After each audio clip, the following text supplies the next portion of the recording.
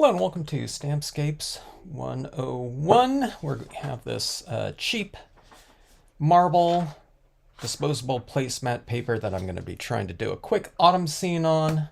I was going to stamp out all of the imagery, but I wanted to see how fast I could do a scene on this type of paper. It's so cheap that you really can't do a lot of different types of effects on it, which makes it really perfect for a quick scenario. So let's just see how fast I can do it. Okay, I'm using my sedge filler stamp right here to make a kind of a little bit of a grassy slope here to plant some different birch trees in. Okay, so let's see about this scenario here. I haven't done a lot of colors on this type of paper before. This will be my first time, so this is not so much of a demonstration or a how-to, but so much as it is a let's see type of video here, live video. Hopefully it doesn't come out horrific. All right, so some trees like that. I'm going to put this quote stamp in here too, which might be a little bit big for the scenario, but I thought it'd be perfect for this scene, so let's give it a try here. Okay, so this is a quote stamp. I'm going to stamp this in here right now, just to drop it in so that I can work my other imagery around it. Okay. Always wears the colors of the spirit. I really like that with really colorful scenes like, I don't know, changing leaf colors, and also things like the metallic holographic papers. I really enjoy using that quote stamp. All right, let's go with some more trees right here. I'll just use a couple of these right here. On this side, let's go about right here. And I'm kind of going roughly for a rule of thirds type of layout right here. And okay, now this is where this quote gets a little bit tricky, because I have these other trees that I want to put in there, but I'm going to have to kind of mask that off so I don't have just this tree running right through that. So a little bit of artistic license here by masking that off kind of awkwardly. I usually don't do something like this, but let's just see how it goes. Otherwise, I really like using vellum for these trees, because I can just lay the vellum over any type of background and block things out. But since this is a quick scenario, we're just going to make do here. All right.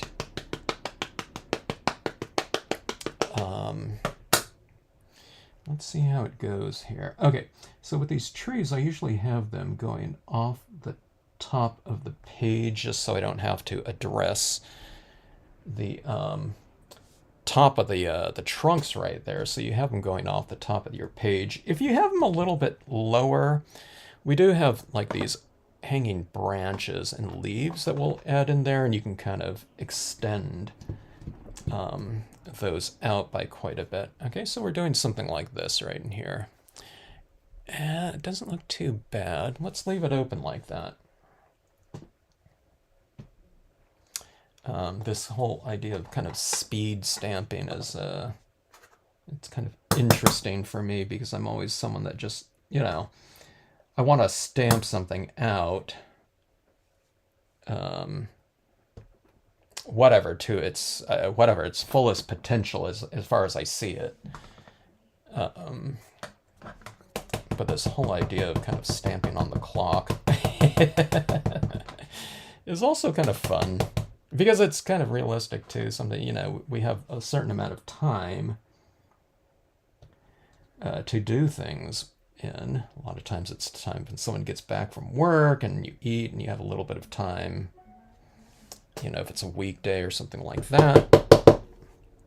And that's where something like this type of paper, background paper, can really come in handy, because you're always starting off with something, you know, reasonably interesting in this marble textured background, but it really takes care of, oh, kind of the need for something in that background, potentially, as far as color, texture, and I don't know. To me, that marble kind of looks like a little bit of like a cloudy texture. Okay, let's see. This is where I'm going to depart from anything I've tried with this paper so far. But let's create a scenario where there's a lot of fall tones in here. Now, with these birches, you can go with like green tones and yellow. Well, let's go with a little bit more of like a yellow-orange-ish type of scenario. Although I am thinking about those greens in there, but let's go with a little bit more of a fall tone. Okay, so I've grabbed some pens that I'll be using on here, and also some colored pencils like that. So when I stamp out this leaf color scheme in, will also relate to these similar tones right here. I'm trying to decide right now, just on the fly, of what I want to do. Let's see, here's a little bit of a golden yellow. I didn't plan everything out for this, but let's take a look here. Maybe we'll still go with a little bit of green, I think, on here. Here's an ochre. I'm trying to find a pad here that isn't, I need new pads. Here we go. We'll go with this color right here. How about this orange? And I'll show you the way that we used to do this kind of more watercolory looking impression. So you ink it up with a certain color. These are dye-based inks. And then you go into it. Now, a lot of people went in with, you go in with a lighter tone first, and then you go in with your darker tone so you don't pollute your lighter toned pen. But these pens, like the Marvy 1600s, are so juicy. You just kind of wipe it off like that. And it's fine. I don't really need to keep it pure. You wouldn't really do that with like a alcohol marker or something like that, you know, polluting your pens that way. Although you could, maybe, but with the dye markers, it was not really an issue. Pre-pad, so that's what everyone is doing, okay? So I'm going in here, and I like going light into dark like this because I don't get these really definitive,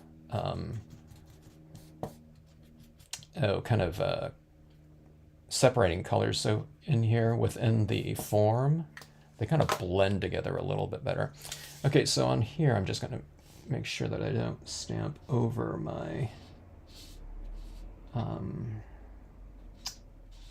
quote stamp. That's the thing right there. Let's go down here like about like so.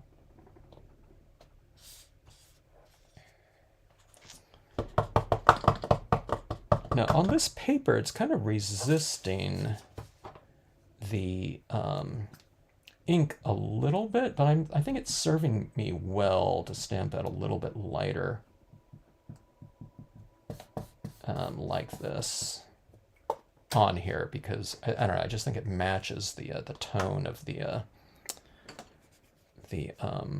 paper a little bit more. And then I'm going to be putting in some brighter colors in there with our paint pens. Okay, I'm going to get rid of this branch right here, so I'm going to wipe that off.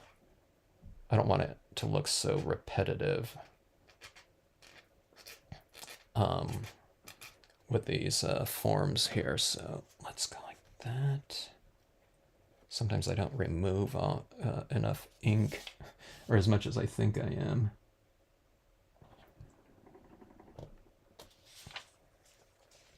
All right, let's get some of these forms right here. Let's see. I'll just go in straight with the pen like this. Now I'm using a pad, but you can also color directly with markers, just only markers. Like so, and yeah, let's go with that marker again.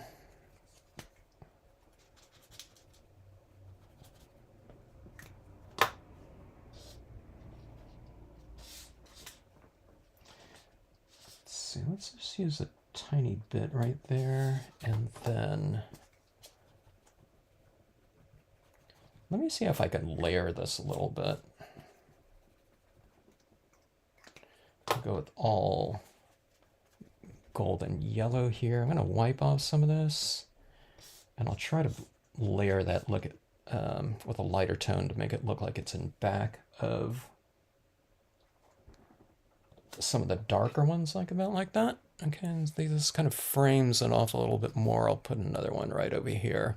And I mean, the more kind of impressions you lay down with your stamps kind of serves two purposes. You get the image or the impression itself, but it also makes it so you have less coloring to do, afterwards. So,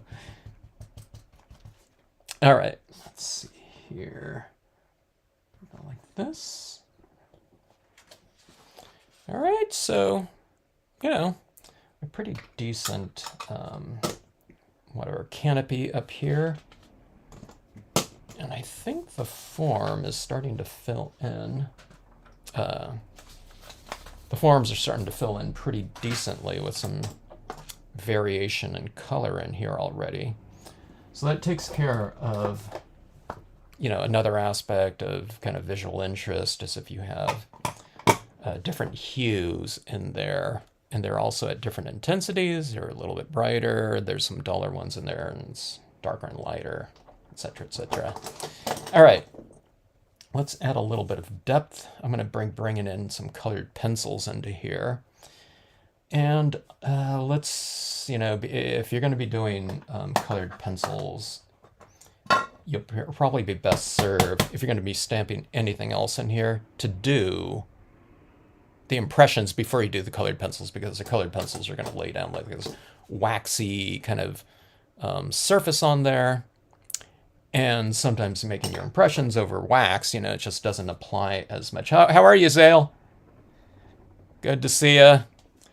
Thanks for checking it out and popping in and saying hi. Yeah, check out the replay. This one's going to be, the replay is going to be really fast too when I'm at 12 minutes right here. I'm going for like a, I don't know, like a it's not going to be a 15-minute card, but maybe 18. But yeah, thanks for popping in and saying hi. All right, so there's some foreground in there. And again, it's just kind of filling it in a relatively quick way. I'm adding in more textures. Okay, here's this tiny rocks that's become, I don't know if it's my favorite stamp, but it's right up there. At least in terms of usage, it's one of my most used stamps. And again, it gives us a little bit of extra texture in there than just that grassy texture like that. And let's go in here and add in some additional tones. Let's do this too. I have these greens right here.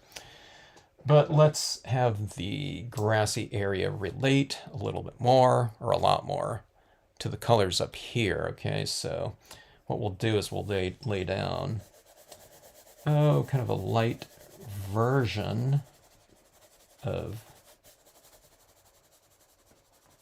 this warm tone. It's like a peach tone. What color is this? Yellow, orange. But I'm using it in a muted way though too, so I'm not laying down like a real thick application of it. I'm going to concentrate a little bit more of it in the shadow areas, which would be the areas underneath the trees. This area here is open, so leave a little bit of a lighter area in here so it looks like the lighting is coming through, which means in terms of your application processes, just don't color everything and retain some of the lighter areas like that. And then you won't have to add in, lighting later because you've just defined it through the use of shadow. If you fill in this whole thing equally, first of all, it's going to take more time, but it's coloring, but you can color and light at the same time. You can create a lighting scheme just with the use of the lightness of your whatever, the surface that you're utilizing. So it's one of the biggest things I get people doing a lot of times, coming from other forms of stamping where they might be filling in everything uniformly. Okay, you just tell them, hey, don't color everything in. And in scenic stamping, that's your lighting right there. So right in here, we have a little bit of light falling onto the grassy, forest floor. That we're working a little bit lighter to darker. Now I'm in my darker tone like this, and I'll concentrate this one kind of at the base of some of these trees, and what that does is it gives those trees a shadow area, but it also anchors them into the scene a little bit more. See this deer right here? I just kind of add that tone like that, and it doesn't seem like it's standing in the area a little bit more. These trees like this, you just kind of add a little bit of a shadow like this. What it is this, and then you just tail it off like that, okay? I mean, if it's a really strong shadow, if there's a moon back here and you want to create these elongated shadows, you can also do that. And this one right here is just kind of more of a mellow kind of lighting scenario, so. And I like to give it a little bit of variation too. I don't like it just all light in here. This will all come through, and I'll put these streaks in here a little bit more like that.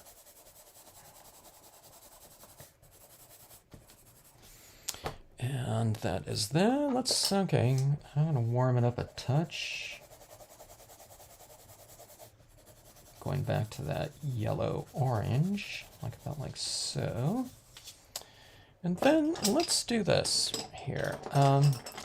Let's create a little bit of a lighting scenario in here. Let's have the lighting coming from right in here. So on all of these, just open kind of white tree trunk images. On the trunks to the left of this area, I'll do left side shading. Again, you just don't color in the whole thing. And now your trunks have a little bit more of a light direction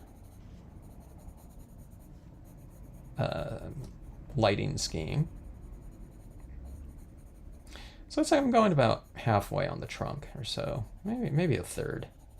You can do it halfway on some or halfway on areas and go a little bit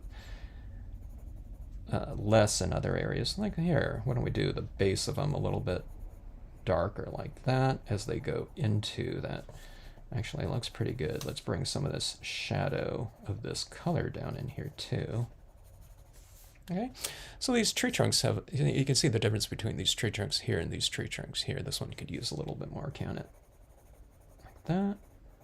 See this right here? Make it a little bit darker in some areas and a little bit lighter. Don't do everything like really uniform, which might be harder for some people. Get kind of everything like with, great symmetry, but it's just showing you that kind of breaking things up a little bit. It can actually benefit. Okay, trees on this side of this lighting. You can do it all the same lighting too, but I usually like to have it, kind of coming from within my scene. So the tree trunks right here will do right side shading like this. Okay, so it defines our lighting now. just by the simple use of a little bit of colored pencil in whatever strategic areas within the forms based on where they're located on the scene. So right side shading, left side shading on those sides like that. Now suddenly it describes the lighting as coming from within this area. Hello, Laura. a little impromptu. I haven't done a non kind of Friday, live stream in quite some time. I used to do a lot more of them. But good to see you. How is everything? How's the new place? All right. See this right here too? If you have that color in here, you can kind of bring it down in this area a little bit more. And it kind of unifies things. I mean, no one would notice that, but I think from a kind of a visual harmony type of aspect, it works pretty good. Now let's try some of these colored paint pens on here. The color on there, I don't know. I'm pretty pleased with that as is. I'm starting to wonder if I really need this on here, but let's give it a try. Okay, so here, this is just an acrylic paint pen, okay? And maybe I'll try to bring in a few little pops of, I don't know, I guess it's opacity, maybe, and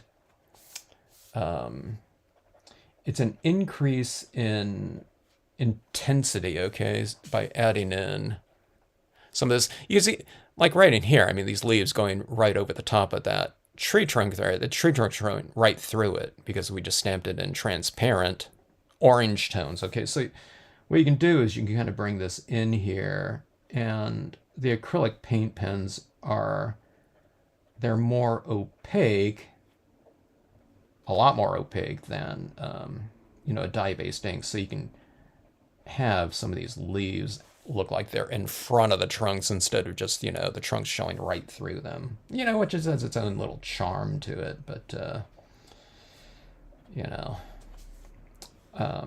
I like it better not completely see-through. Cold. Yeah, what is the temperature there now?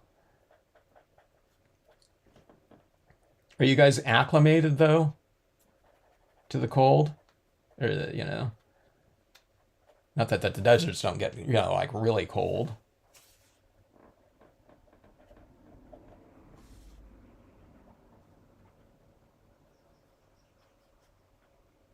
That's one of the biggest things with, I spend a lot of time in like camping and hiking in the deserts, and a lot of people's association with the deserts is heat. It's not the dryness, it's the heat.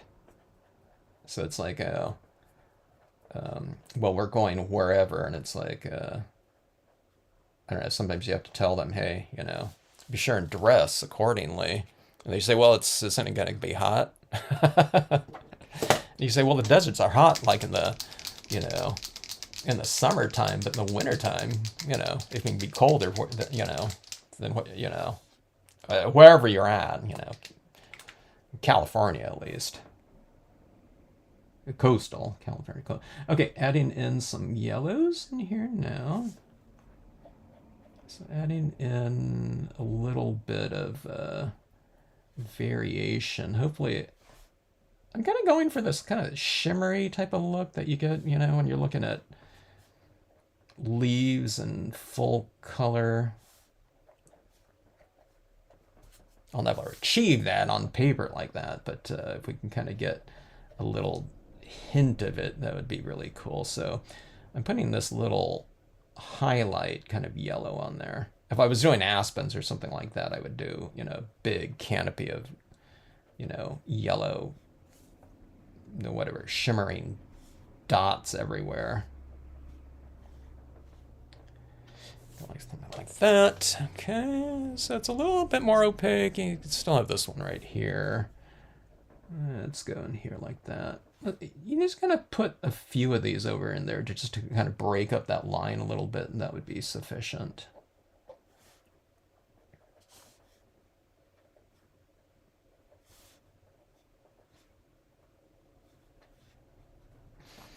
Okay, something like that. And one of the things I like to do, a high 30s.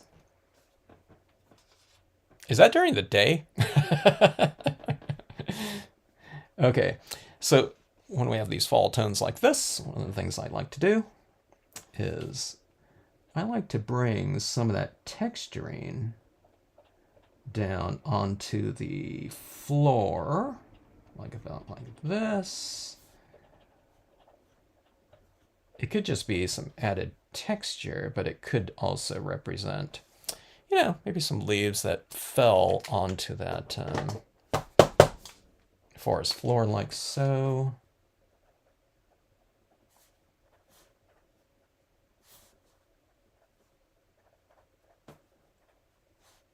In most scenarios, I'm sure it would be just a blanket of orange and kind of yellows, and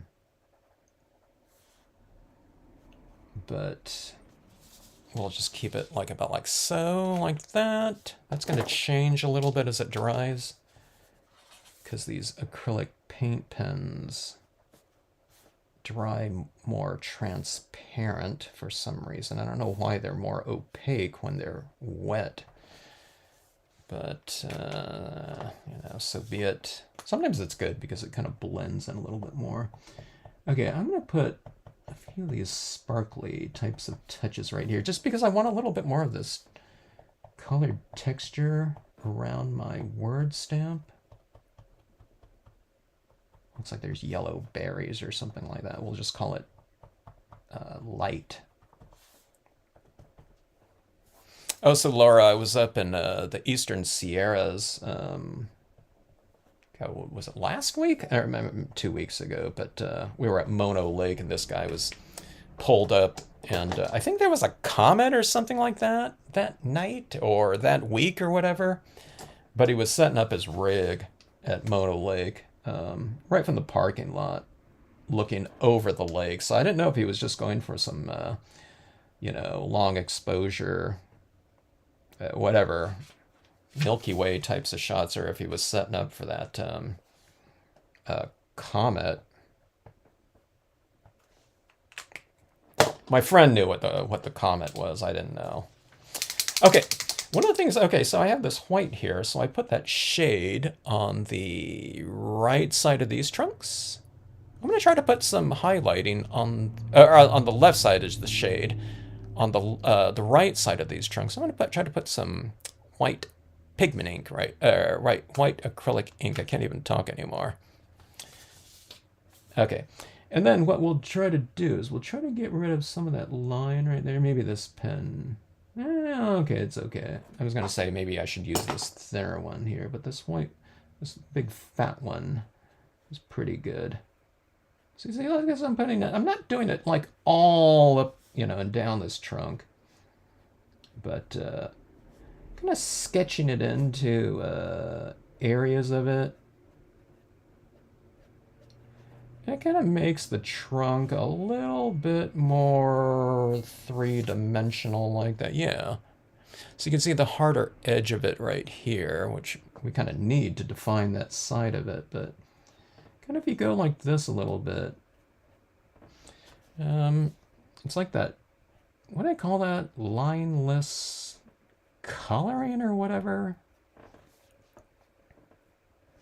It's kind of like that idea, at least. Okay, and then on the left side of these ones, we can put a little bit of a highlight, which might show up a little bit more because these trunks were stamped into a darker area of the marble paper.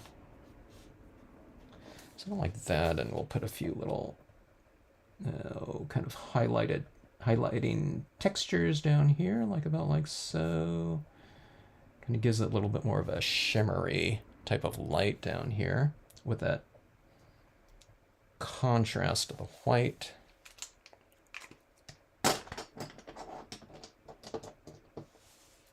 No snow yet. John says, to tell you it is still warm here. Comet Lemon. We saw it. Oh, did you guys get some shots of it?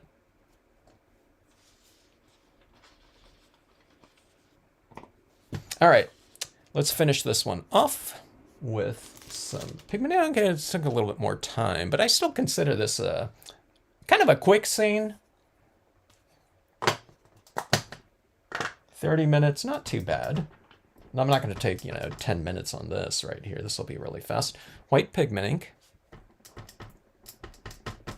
I mean, this could be done too. I like the look of it like that as is, but I like a little bit more texture and soft lighting in there.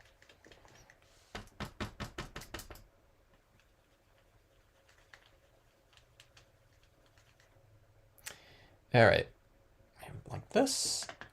And let's put a little bit of mist at the base of some of these trees in here. Okay, it kind of goes along with that softer kind of marble textured tones in the background here too. And in there, see, I can barely see it, but that's what you want, okay? You want kind of a drier applicator. This is a 100% cotton ball, which I find is much, much easier to use than like a synthetic, like acrylic cotton, because it doesn't absorb the moisture to apply it, so. All right, now I'm not going to do this everywhere, although I have in the past, because it's really fun to apply. Okay, but see, it changes the texture of those areas. So now that you've introduced something very soft into, a scenario that's fairly crisp, and you can, this is one of those ways you can introduce light over dark as well. So let's go with something like that. Let me put a little bit here. I was going to say I can leave it just as is, so that provides a little bit of texture contrast. Here, I put it right here and right here, but I didn't put too much right here, or if any. And see this right around the base of the legs like that. You can do something like this, and it's like, okay, that deer is standing in like a mist. In a way, it kind of describes kind of the time of day when you do this too, because it's probably, maybe early morning with that mist on there. Okay, now we have all these leaves in here. Okay.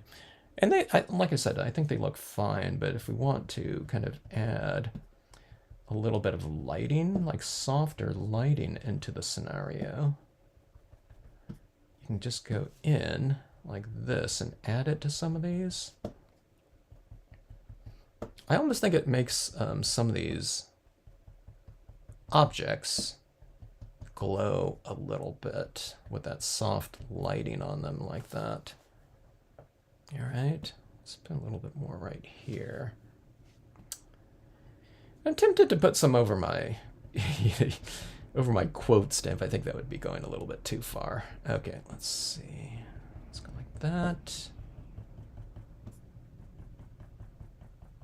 It's kind of a quieter moment now with a little bit of white pigment ink in there. You kind of put this introduction of this like foggy kind of element in here, and it, on a kind of a foggier morning or something like that, it can kind of, it mutes the light a little bit, right? And it kind of spreads it out, but it also kind of changes the sounds of an area having all of that moisture in the air.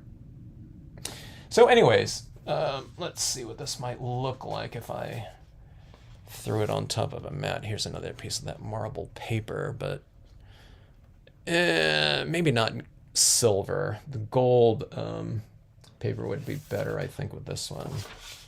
Like that. Yeah, golden perimeter, but this will give you an idea of kind of formatting right here, what it might look like in a complete card. So anyways, 34 minutes. Not too bad, from basically start to finish, and, not knowing exactly what I was going to be doing on this here. So, yeah, and if you do a quarter page card, it'd be even faster like that. So again, if you're starting off with kind of, reasonably interesting surfaces like this, it sure can make the end result of your stamped scenarios a little bit more interesting, and it's certainly faster and easier to do that. And I don't know, if you're going for it, it doesn't have to be this type of paper, of course, but the thing that I look for in these kind of background papers is ideally that would be the most amount of contrast in here. This area right here gets a little bit darker, so if I'm stamping things over the top of this, you know, that's going to be much more of a factor in open types of designs. If I stamp something that has an open area like these trees, it's going to be as dark as that area and showing right through, but you can kind of go back in here and add a little bit of white pigmenting to it. But there's all kinds of papers like these out there. Well, I don't know, I say that, but there's less these days, I think. But these marble papers come in those assorted packs, I think, on those paper blocks. Look at disposable placemat papers. I used to see the suede, and there's a burlap out there. Burlap might be a little bit high contrast, but they used to have that really great wood grain one that was perfect to stamp on. But you can find all kinds of things like this. So the vintage papers are really there's a big selection of those types out there. You know, it looks like all crinkled or something like that, or aged, and those ones are really fun to stamp on as well. But yeah, this one right here with marble like that, I think it really shows the colors just fine. And yeah, like I said, it makes for a quick card because you can't put too much media down there because it's such a cheap, super thin paper, so you can't work it too much. So it kind of keeps me, I don't know, in line with, you know, doing a quick card instead of overworking it, or not overworking it, but you know, adding a ton of stuff to it like I often like doing. I can't do that on this paper. All right. Let's see here. Hello, Janet. How are you? Finishing up here on this quick card. Marble paper. Hope you like it. It is pretty fun to work on. I like doing a little bit of a deep dive into the new papers that I'm kind of experimenting with. So I think I'll try a couple other experiments on this. But it looks like, you know, a paper that could be potentially a pretty good one in the rotation, or this type of paper right here. Or type of background paper. It's marble. I want to try some of my Greco-Roman images on it too now, so I think that maybe that'll be the next, or one of the next tests here. All right, anyways.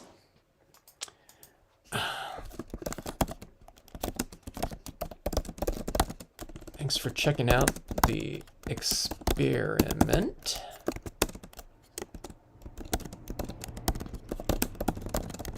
Hope to see you in the next live. All right, thanks everyone for checking this impromptu piece out. See you in the next time.